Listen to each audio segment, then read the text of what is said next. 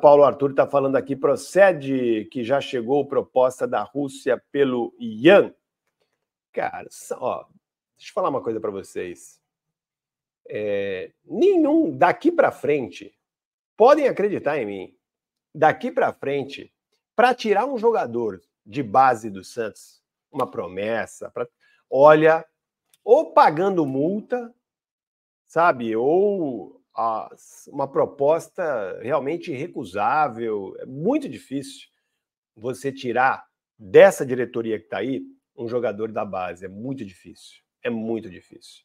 Não tem essa filosofia. Essa diretoria não tem essa filosofia. Eu conheço bem. Marcelo Teixeira foi presidente durante 10 anos. Eu acompanhei muito de perto. Eles não têm essa filosofia de vender jogador de base. A não ser quando é um jogador que se vê que não vai ter espaço no time profissional, mas que tem algum valor de mercado e pode fazer algum dinheiro, mas como não se tem perspectiva de espaço no time profissional, pode-se liberar um jogador como esse. Mas jogador que pinta como ídolo, como grande promessa, jogador que tem aí perspectiva de ir muito bem no profissional, eu acho muito difícil. Mas é muito difícil mesmo. O Grêmio quase tirou um de graça. Bom, vamos lá. Primeiro que não tirou, né? O Rodrigo que ia para lá, né? Você está falando do Rodrigo. Primeiro que não tirou. Segundo que ele não iria de graça. Terceiro que não era em definitivo, era empréstimo. Certo? Você vê que é um jogador que nem titular da equipe é. Ele está inscrito na Copinha, mas ele nem titular é. Então, ele estava envolvido na negociação com o Guilherme. O Santos está trazendo um jogador, colocou um outro jogador emprestado, né? Não, o Santos não iria perder esse menino, e ele não era jogador principal, como eu falei, eu acabei de falar aqui, a não ser que seja um jogador que a equipe técnica do Santos veja esse jogador como um jogador que não terá muito espaço no time profissional, não tenha essa perspectiva de grande revelação. Aí tudo bem. Porque as categorias de base, hoje no futebol profissional, no futebol de alto nível, elas não servem apenas para revelar jogadores para o time principal. Existem vários tipos de jogadores, vários níveis de jogadores nas categorias de base. Existem aqueles jogadores tops que vão ser trabalhados para se tornarem grandes jogadores expoentes no time principal. E existem jogadores que não deram, né, não desenvolveram como o clube esperava lá no início.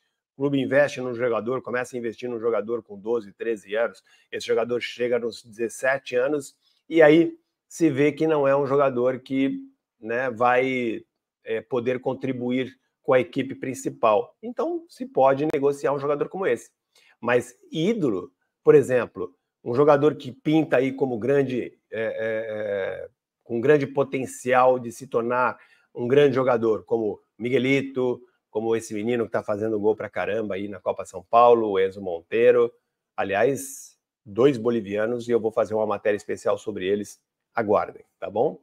Aguardem. Aí não vai ter negociação, podem ter certeza. Tem jogador de base, os melhores tem que segurar para dar resultado técnico dentro do clube. Tem que dar resultado técnico para o profissional antes de ir embora. Tem que ficar aí 2, 3, 4, 5 anos, o quanto puder. O quanto o clube puder, na minha opinião, o quanto o clube puder segurar um grande ídolo, um grande jogador, tem que segurar.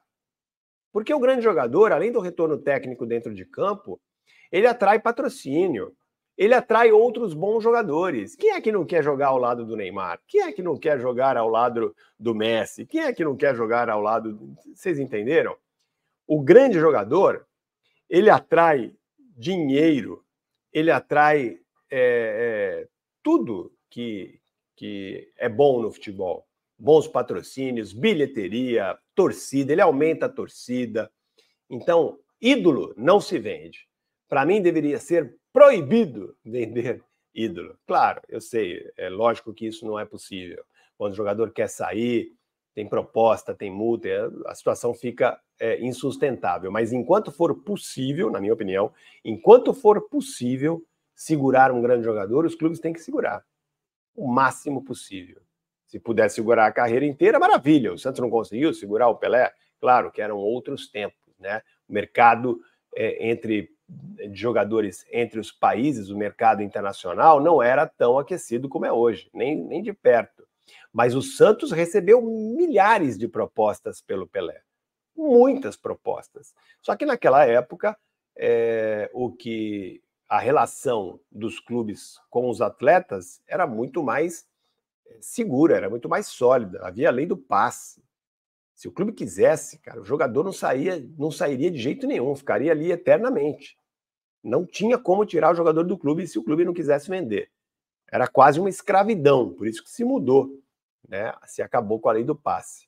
Mas o Pelé teve muitas propostas. O Santos não quis vender. O Pelé teve propostas assim à época que eram propostas milionárias, irrecusáveis, né? Mas o Santos, muito inteligente, a direção do Santos dos anos 60, anos 70, muito inteligente, percebeu que era muito melhor ter o Pelé no clube, ia dar muito mais dinheiro. E é verdade.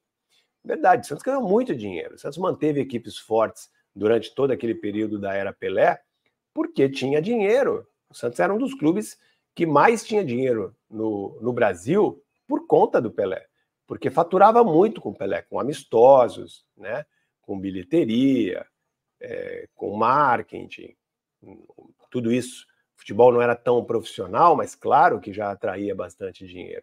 E o Santos percebeu que era muito melhor ter o Pelé no clube do que fazer uma única venda, ganhar dinheiro uma vez só com o Pelé. Foi muito inteligente o Santos ter segurado o Pelé. Claro que hoje seria praticamente impossível segurar um jogador desse nível diante da disparidade econômica que temos, né, dos clubes europeus para os clubes sul-americanos.